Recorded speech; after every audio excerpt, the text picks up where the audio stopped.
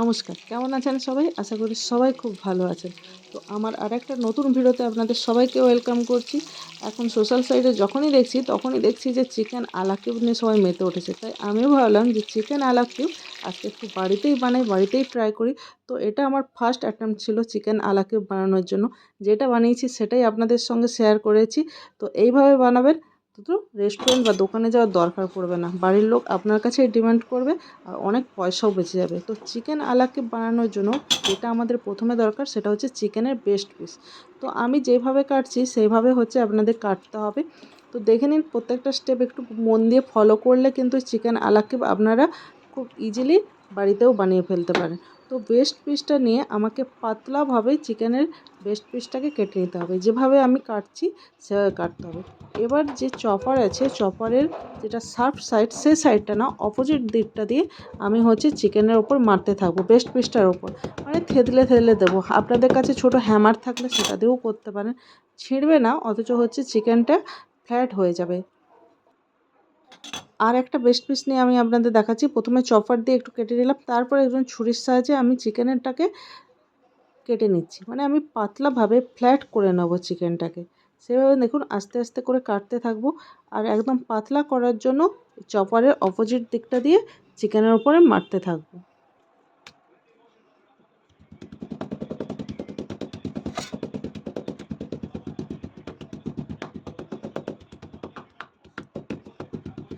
এইভাবে চপারের উল্টো দিকটাতে মেরে দেখুন চিকেনটাকে ফ্ল্যাট করে নিয়েছি, আর দেখুন কতটা পাতলা করে নিয়েছি।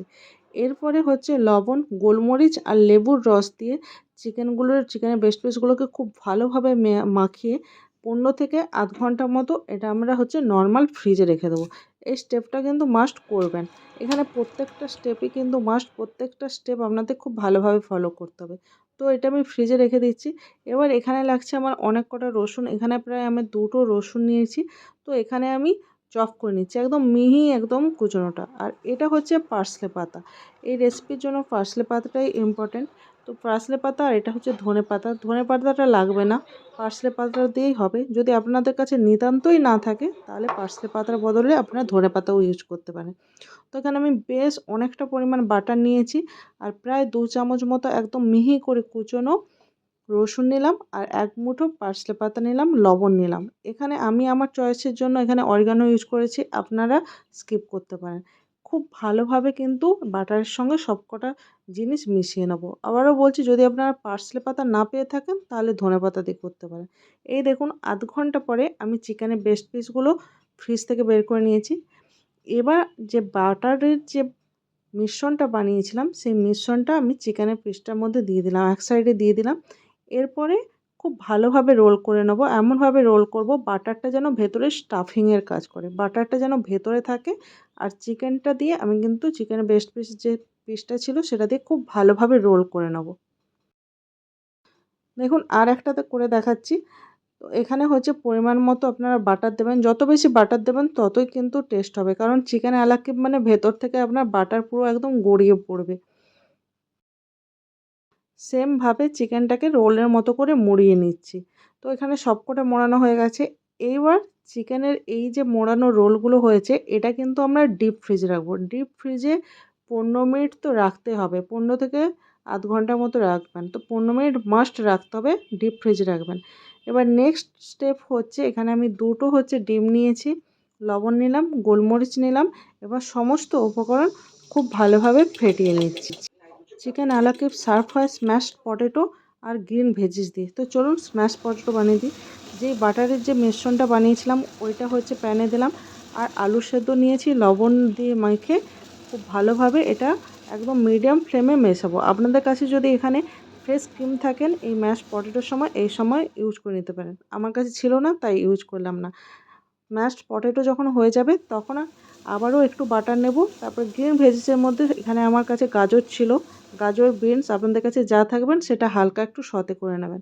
নেক্সট স্টেপ হচ্ছে, এখানে আমি একটাতে নিয়েছি ময়দা, ব্রেড ক্রাম্বস আর ডিমের গোলা। প্রত্যেকটা জিনিস আলাদা আলাদা পাত্রে নিয়ে নিয়েছি। চিকেনের যে রোলগুলো ডিপ ফ্রিজ থেকে বের করে নিয়ে প্রথমে ময়দার কোট করব। ময়দাটার মধ্যে কোট করে নেব, কিন্তু এক্সেস যে ময়দাটা থাকবে সেটা কিন্তু হাত দিয়ে একদম ঝেড়ে নেব। এক্সেস ময়দা আমার লাগবে না, জাস্ট হালকা করে কোট করে নেব, যাতে চিকেনটা ভালোভাবে ময়দার মধ্যে কোট হয়ে যায়। নেক্সট হচ্ছে ডিমের গোলাটার মধ্যে চিকেনের রোলটা খুব ভালোভাবে কোট করে নেব। কোট করা হয়ে গেলে তারপরে দিয়ে দিচ্ছি ব্রেড ক্রাম্বসের মধ্যে। এবার ব্রেড ক্রাম্বসটা দিয়ে চেপে চেপে পুরো চিকেনের রোলটার ওপরে ভালোভাবে কোট করে নেব। দেখুন এক্সেস কিন্তু দেব না, কিন্তু যতটা হচ্ছে কোট করবে, যতটা মানে লাগবে ততটা এখানে কোট করে নেব। ডাবল কোটিংয়ের দরকার নেই, অলরেডি এটা কিন্তু খুব হেভি হয়। এই কোটিংয়ের পরেও আমরা 15 থেকে 20 মিনিট এটাকেও আবার ডিপ ফ্রিজে রাখবো। ডিপ ফ্রিজ থেকে তারপরে বের করানোর পরে এখানে আমি কড়াইতে তেল গরম করব। তেল একদম হিট হওয়ার দরকার নেই, যখন মিডিয়াম হিট হবে সেই সময় হচ্ছে চিকেনের রোলগুলো এখানে দিয়ে দেবো, মানে চিকেন অ্যালাকুপগুলো ফ্রাই করতে দিয়ে দেবো। এখানে আমি প্রায় শ্যালো ফ্রাই করছি, আপনারা চাইলে ডিপ ফ্রাই করতে পারেন, কিন্তু যেহেতু এখানে চিকেনটা খুব মোটা, মানে অনেকটাই হেভি দেখতে পাচ্ছেন, তো আপনারা কিন্তু অবশ্যই এখানে লিডে ঢাকা দিয়ে করবেন, নাহলে কিন্তু চিকেনটা সেদ্ধ হবে না। আর অনেকটা টাইম ধরে মিডিয়াম টু লো ফ্লেমে চিকেনটা উল্টে পাল্টে এদিক ওদিক করে খুব ভালোভাবে বেছে নেবে। তো বাড়িতে একদম দোকান বলুন রেস্টুরেন্টের মতো চিকেন আলাকিব রেডি। তো চলুন এবার প্লেটে সার্ভ করে দিই। তো সার্ভের জন্য সেই স্ম্যাশড পটেটো আর গ্রিন ভেজিস দিচ্ছি, শুধুমাত্র ক্যারট ছিল আমি ক্যারট দিয়ে সার্ভ করছি, আপনারা ক্যারট, বিনস, মাশরুম যেটাই থাকবেন সেটা দিয়েই সার্ভ করবেন। আর দিয়ে দিলাম এখানে চিকেন আলাকিব। ফার্স্ট টাইম ট্রাই করেছি, ফার্স্ট টাইম যে এতটা যে স্যাটিসফাইং আর এতটা যে ভালো খেতে হবে ভাবতে পারিনি, তাই আপনাদের সঙ্গে শেয়ার না করে পারলাম না। অবশ্যই বাড়িতে ট্রাই করবেন। রেস্টুরেন্ট বা দোকানে গিয়ে চিকেন আলাকিব খাওয়া একদম ভুলে যাবেন, বাড়িতেই খাবেন। হাতে একটু সময় নিয়ে অবশ্যই বাড়িতে ট্রাই করুন। তো রেসিপি যদি ভালো লেগে থাকে তাহলে প্লিজ সাবস্ক্রাইব আর ফলো করে পাশে থাকবেন। তো চলুন আপনাদেরকে একবার হচ্ছে কেটে দেখিয়ে দিই চিকেনের ভেতরটা কেমন হয়েছে। দেখুন ভেতর থেকে চিকেন একদম পারফেক্টলি কুকড হয়ে গেছে। আর আপনারা যেমন চাইবেন ভেতরে বাটারের স্টাফিংটা কিন্তু তত বেশি দিতে পারেন। দেখুন বাটারও গড়িয়ে পড়েছে। আপনারা যদি চান দোকানের মতো একদম ভর্তি বাটার যেন পড়ে, তো আপনারা বাটারের পরিমাণ কিন্তু আরও বাড়াতে পারেন। যত বাটারের পরিমাণ বাড়াবেন তত হচ্ছে টেস্ট হবে। আর এখানে আমাদের বাড়ির সবাই এনজয় করছে চিকেন আলাকে।